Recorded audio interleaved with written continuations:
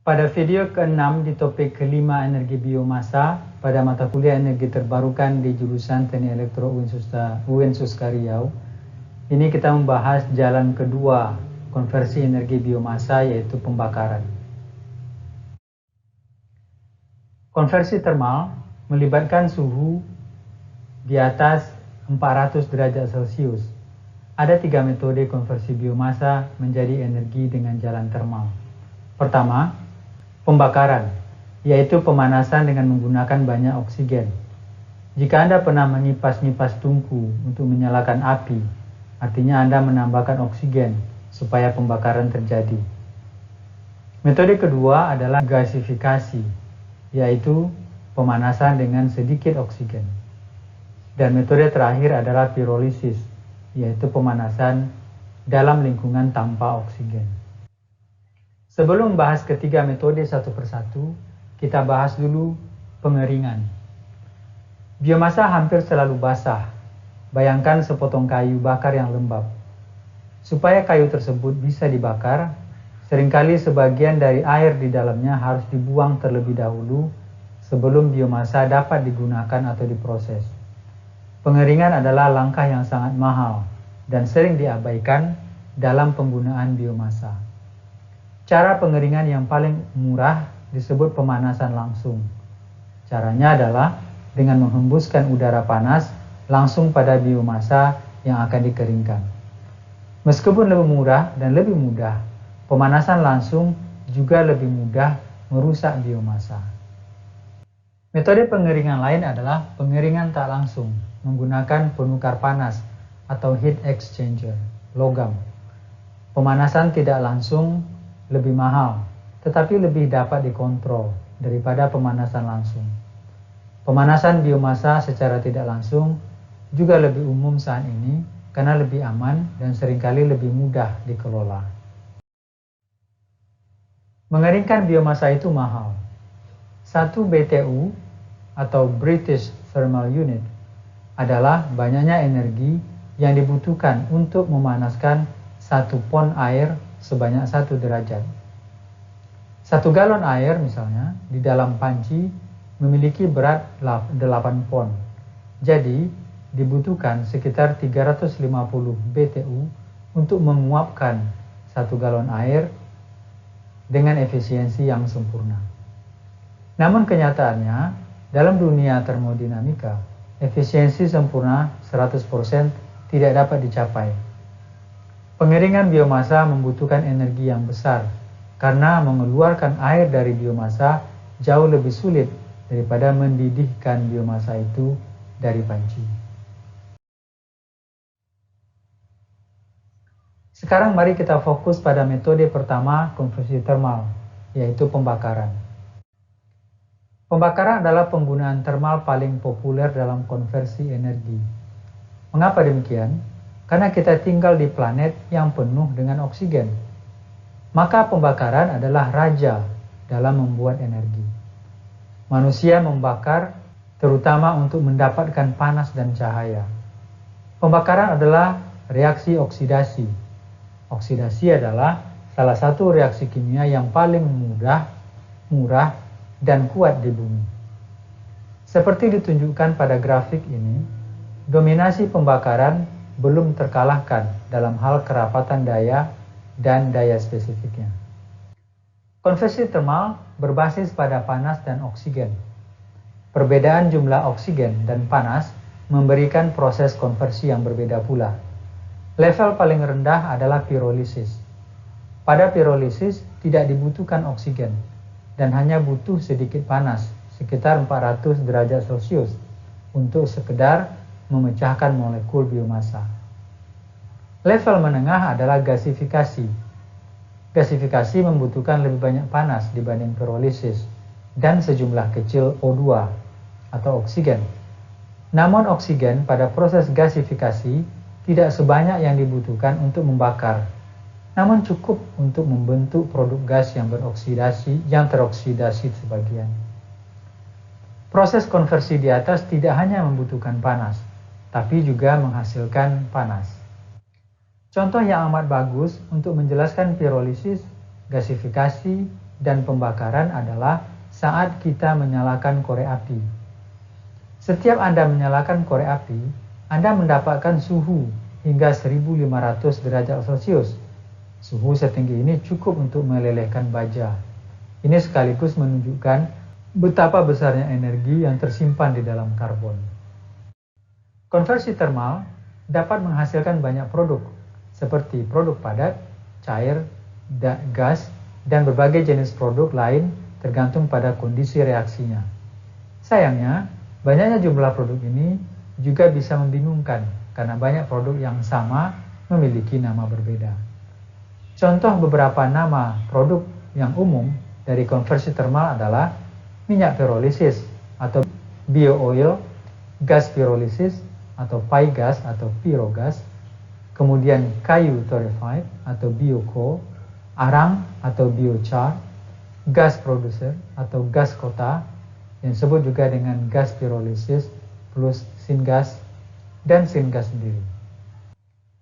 Jenis konversi termal ditentukan oleh produk yang diinginkan. Jika Anda menginginkan panas, Anda menggunakan pembakaran. Jika Anda menginginkan gas, Anda melakukan gasifikasi.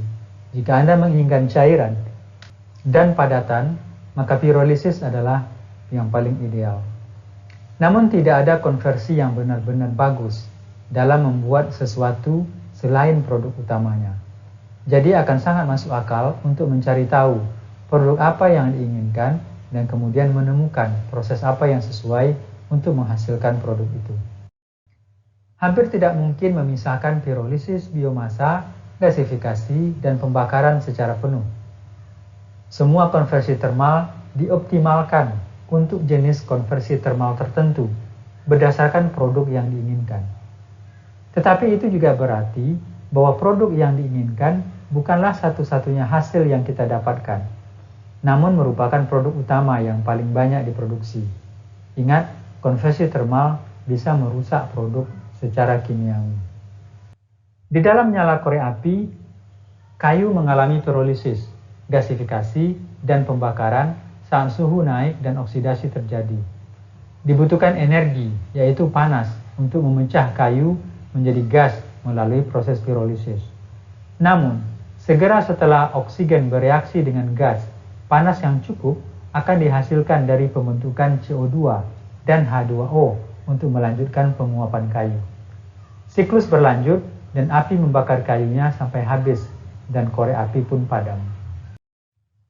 Inilah yang terjadi dalam pembakaran korek api.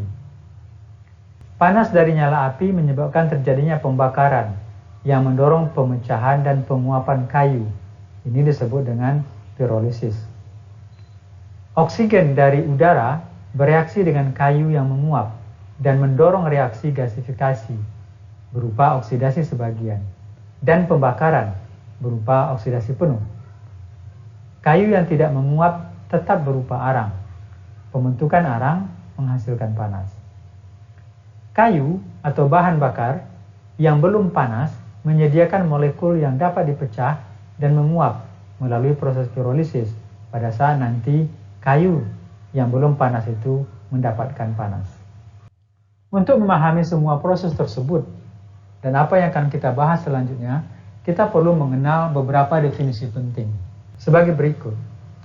O2 adalah oksigen, CO2 adalah karbon dioksida, H2O adalah air, CO adalah karbon monoksida, H2 adalah hidrogen, CH4 adalah metana atau metan, EA adalah energi aktivasi.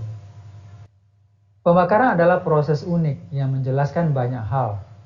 Kita akan menggunakan persamaan di bawah ini untuk menjelaskan 3 jenis konversi termal, menunjukkan apa hubungan mereka dan bagaimana mereka berbeda dalam hal ikatan kimia, produk kimia, dan produksi panas. Persamaannya adalah karbon, dalam hal ini biomasa, ditambah oksigen, ditambah EA atau energi aktivasi, akan menghasilkan CO2 atau karbon dioksida, H2O atau air, dan panas. Ada beberapa prinsip yang menarik dari proses konversi termal. Memecahkan ikatan membutuhkan panas. Pembentukan ikatan menghasilkan panas. Pembentukan CO2 dan H2O menghasilkan banyak panas. Pembentukan CO dan H2 menghasilkan sedikit panas. Pemecahan CO2 dan H2O membutuhkan panas. Pirolisis membutuhkan banyak panas. Gasifikasi adalah oksidasi sebagian, menghasilkan sedikit panas. Pembakaran adalah oksidasi utuh, menghasilkan banyak panas. Pertama kita lihat proses pirolisis. Pirolisis adalah pemanasan yang melibatkan sedikit oksigen atau tanpa oksigen sama sekali. Anda mungkin masih memiliki energi aktivasi atau EA, tetapi Anda tidak mendapatkan oksigen. Jadi pirolisis tidak diuntungkan dari pembentukan ikatan oksigen untuk menghasilkan panas, sebagaimana ditemukan pada konversi lainnya. Sebaliknya, pirolisis adalah tentang memutuskan ikatan.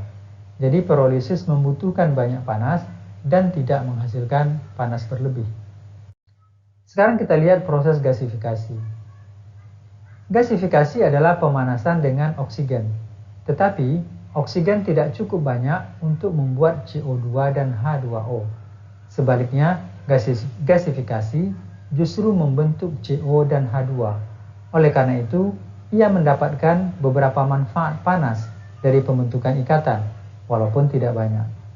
Gasifikasi pasti menghasilkan lebih banyak panas daripada pirolisis, dan pada kenyataannya dapat menghasilkan panas yang cukup banyak jika dikontrol dengan benar, tetapi tidak cukup panas untuk menghasilkan sebuah reaksi mandiri seperti pembakaran.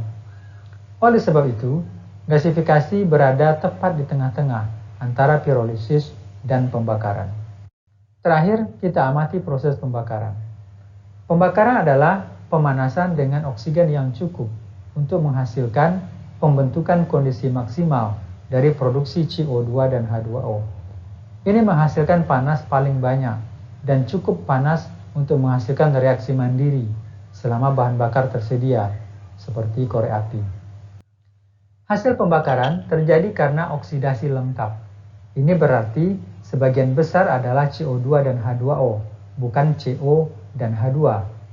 Penting juga mempertimbangkan apa yang dibakar. Jika berbasis karbon, karbon hampir selalu menjadi produknya.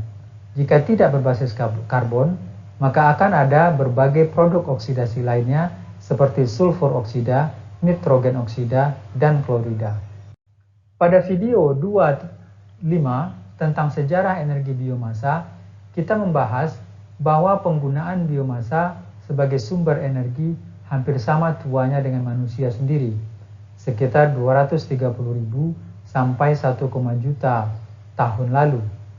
Kayu dibakar untuk menghasilkan panas dan cahaya, memasak makanan, dan merawat artefak tanah liat. Terlepas dari usia dan kesederhanaannya, pembakaran merupakan reaksi produk energi yang ideal di bumi.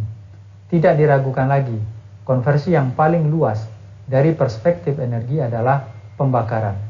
Kita hidup di planet yang penuh oksigen, dan pembakaran adalah raja dalam hal menghasilkan energi. Hampir 60% dari semua kayu yang diproduksi di dunia digunakan untuk bahan bakar pada tahun 2012. Ini adalah jumlah kayu yang sangat banyak. Jadi, penggunaan kayu terbesar bukan untuk bangunan, bukan untuk furnitur, juga bukan untuk kertas. Di banyak negara, kayu adalah satu-satunya sumber karbon yang tersedia dan sangat penting untuk memasak makanan dan memanaskan ruangan. Demikianlah video kita yang kelima dari topik energi biomasa ini, yaitu konversi termal.